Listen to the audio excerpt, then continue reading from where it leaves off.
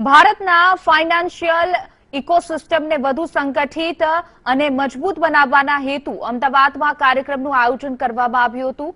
PESSA દ્વારા આયોજિત financial professionals conclave 2026માં Gujarat સહિત દેશભરમાંથી 400થી પણ વધુ દિગ્ગજો એક મંચ પર એકઠા થયા હતા।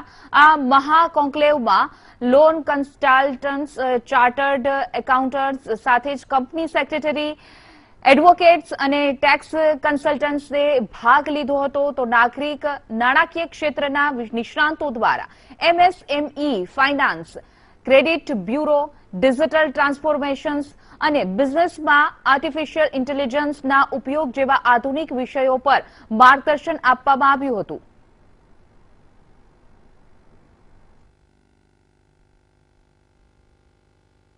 જે પણ ગવર્મેન્ટ બોડીઝ છે એની જોડે કામ કરવાના છે, NBFCs જોડે, સિટીઝન્સ માટે કામ કરવાના છે અને લોન કન્સલ્ટન્ટ્સ એટલે કે જે લોકો અનસ્ટ્રક્ચર્ડ એટલે અનઓર્ગેનાઇઝડ માર્કેટ છે, જે રિટેલ સેગમેન્ટની અંદર બહુ જ બધું કામ કરી રહ્યું છે, કે MSME માટે કામ કરી રહ્યું છે, તો એને એક સારો ટ્રસ્ટ મળે, સિટીઝન્સને પણ પ્રોપર ટ્રસ્ટેડ એક લોન કન્સલ્ટન્ટ મળે।